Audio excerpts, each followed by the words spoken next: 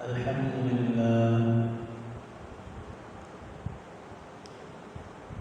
لله نحمده ونستعينه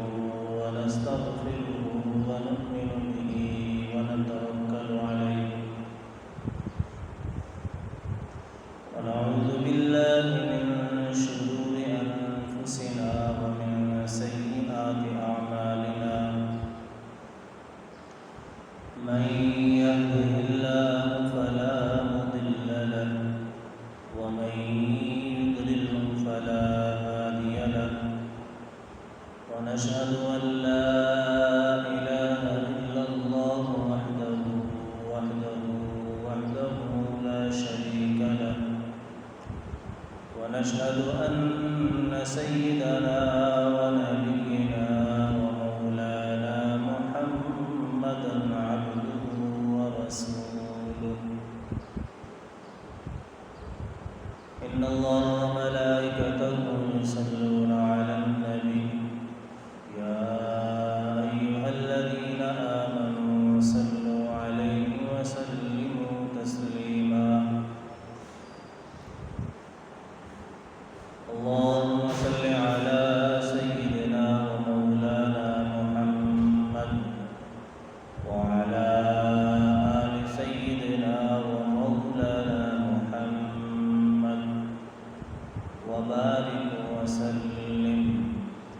الصلاة والسلام عليك يا سيدي يا رسول الله وعلى آلك وأصحابك يا سيدي يا حبيب الله الصلاة والسلام عليك يا سيدي يا شفيع المذنبين وعلى آلك وأصحابك يا سيدي يا جد الحسن والحسين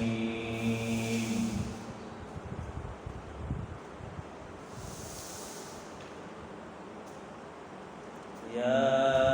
أيها الذين آمنوا قوا أنفسكم وأهليكم نارا صدق الله مولانا العظيم حمد و صلاۃ کے بعد میرے نہایت واجب الاحترام عزت و تکریم اور محبتوں کے لائق سامعین محترم، اللہ رب العزت کا بے پناہ شکر ہے کہ اس نے ہمیں آج ایک اور دن اپنی بندگی کے لیے نصیب کر دیا ہے۔ پیارے آقا حضور جان کائنات علیہ السلام کے صدقے میں اللہ رب العزت نے ہمیں آج خوبصورت دن جمعۃ المبارک، تمام دنوں کا سردار، کہ جس کے بارے میں پیارے آقا نے یہ بھی ارشاد فرمایا کہ یہ مومنوں کے لیے عید کا دن ہے، ہمیں اللہ رب العزت نے یہ دن اپنے سونے نبی کے صدقے میں عطا کر دیا ہے۔ آج میں آپ حضرات کے سامنے حضور جان کائنات فخر السادات سید المرسلین جناب خاتم النبیین، اللہ کے محبوب، میری مراد حضرت محمد مصطفیٰ احمد مجتبیٰ صلی اللہ علیہ وآلہ وسلم کی 3 احادیثیں آپ کے سامنے ذکر کروں گا، اور میں امید کرتا ہوں کہ انشاءاللہ اللہ رب العزت کے فضل سے ٹائم کے اندر رہ کر ہمیں ان حدیثوں پر عمل کرنا ہے، سمجھنا ہے، سننا ہے۔ یہاں سے سننے کے بعد جب ہم اپنے اپنے گھروں میں، علاقوں میں جائیں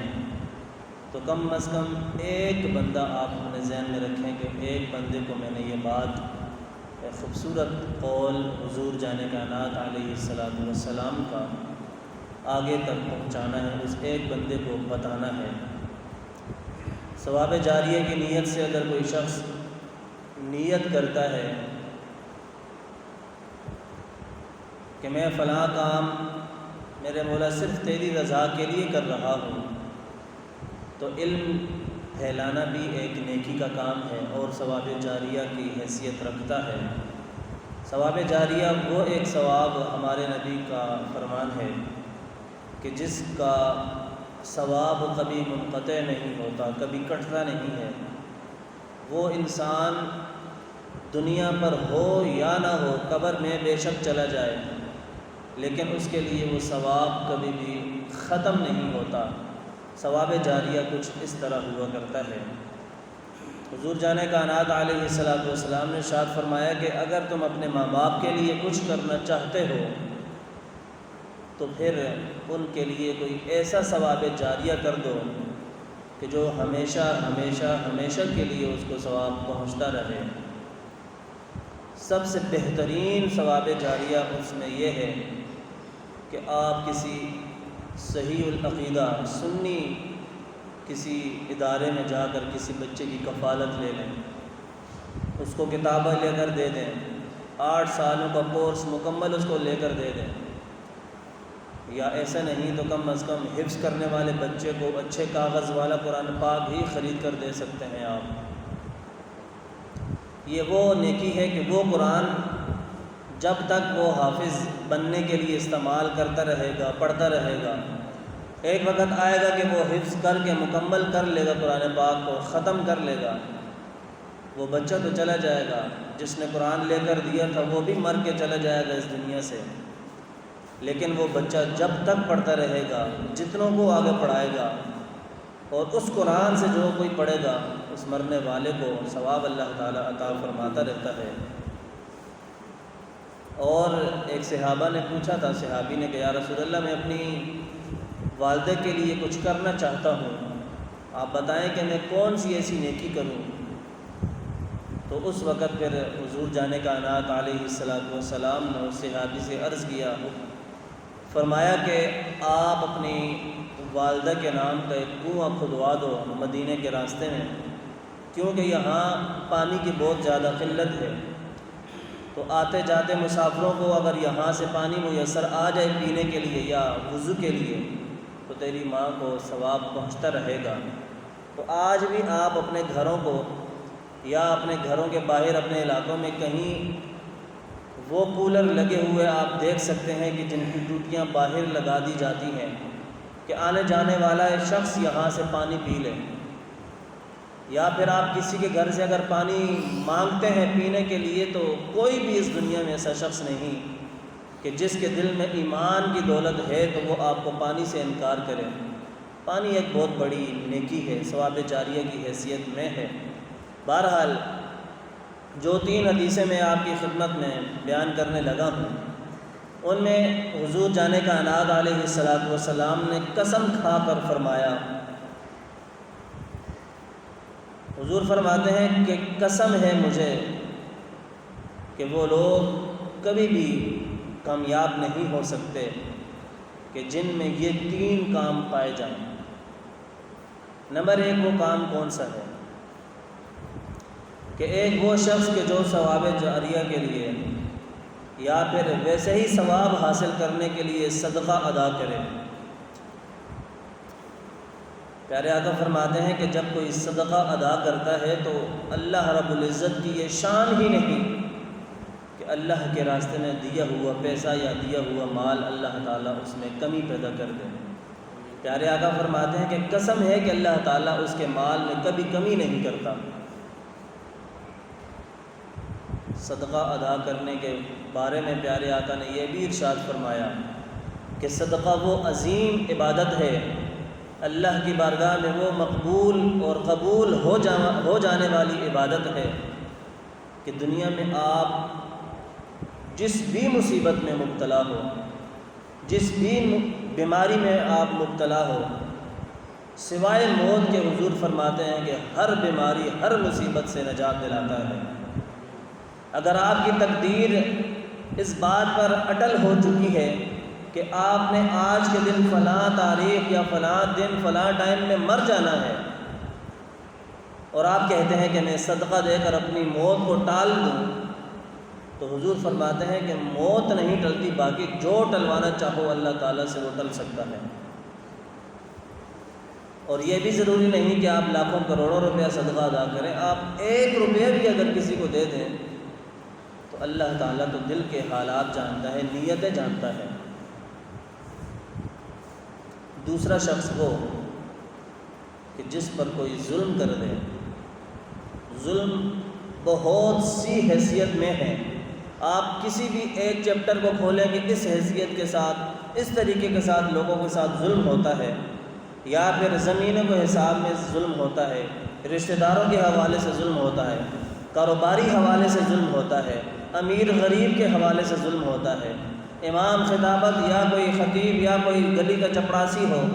یا کوئی صفائی کرنے والا ہو تو اس پر ظلم ہوتا ہے۔ تو ظلم کسی بھی حساب سے کوئی بھی بندہ کسی بھی بندے پر کر سکتا ہے۔ تو مطلق ہمارے نبی نے فرمایا کہ جب کوئی ظلم کرے کسی شخص پر، مظلوم شخص جب ظالم کو معاف کر دے تو اللہ تعالیٰ اس مظلوم کی عزت کو اور بلند فرما دیتا ہے، اس مظلوم کی عزت کو اللہ تعالیٰ اور بلند و بالا فرما دیتا ہے۔ اور جو ظالم ہوتا ہے، ایک بزرگ گزرے ہیں اس دنیا سے، وہ فرماتے ہیں کہ ساری عمر میں ایک چیز تلاش کرتا رہا کہ وہ مجھے مل جائے اور میں تسلی قلب مجھے حاصل ہو جائے۔ پوچھا آپ کے مریدوں نے کہ حضرت ایسی کیا چیز ہے جو آپ تلاش کرتے رہے؟ تو وہ بزرگ عرض کرنے لگے، فرمانے لگے کہ میں اس بندے کو تلاش کر رہا ہوں کہ جس بندے کے ساتھ کسی انسان نے ظلم کیا ہو اور اللہ تعالیٰ اس ظالم کو اللہ تعالیٰ نے معاف کر دیا ہو۔ مجھے میری زندگی میں وہ بندہ نظر نہیں آیا کہ جس نے دنیا میں کسی انسان پر ظلم کیا ہو اور اللہ نے اسے معاف کر دیا ہو۔ ہمارے نبی کا دستور پتہ کیا تھا؟ ہمارے نبی نے ہمیشہ اپنے لیے یہ دعا مانگی کہ یا اللہ دنیا سے مجھے تو جب بھی اٹھا تو ظالم نہیں بلکہ مظلوم بنا کر اٹھا۔ تو آج وہ لوگ کہ جو انسانوں پر ظلم کرتے ہیں کسی بھی حوالے سے، تو وہ پھر انہی لوگوں کی صفوں میں کھڑے ہوں گے کہ جو ظالم ہوں گے۔ اور مظلوم پتہ ہے کہاں کھڑا ہوگا؟ مظلوم ہمارے نبی کے ساتھ کھڑا ہوگا، کیونکہ جب ہمارے نبی نے خود یہ اپنے لیے دعا مانگی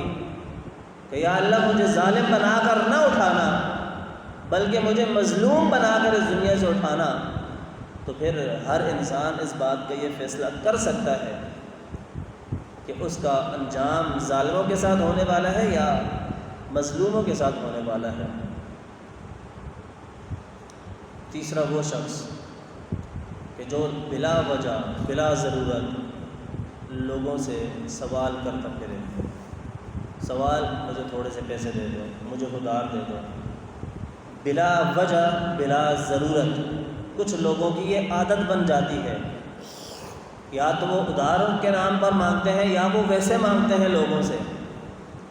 اور وہ ظاہر یہ کرتے ہیں کہ ہم فقیر ہیں، ہم غریب ہیں، لہٰذا ہمیں کچھ روپے یا کچھ روپے دے دیے جاؤ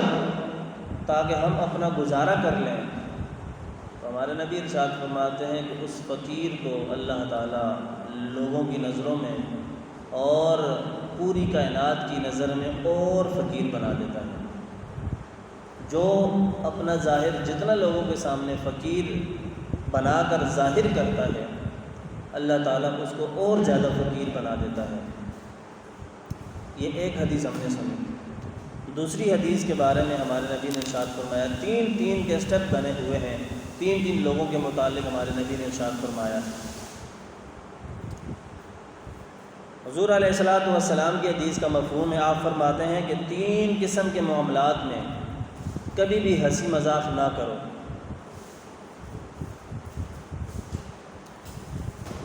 3 قسم کے معاملات میں کبھی بھی مذاق نہ کرو۔ حضور کا فرمان ہے 3 قسم کے معاملات میں کبھی بھی مذاق نہ کرو۔ بس کریں، بس ٹھیک ہے، یہ پہلے کے کام ہوتے ہیں، بھی ساری توجہ ٹوٹ جاتی ہے انسان کی۔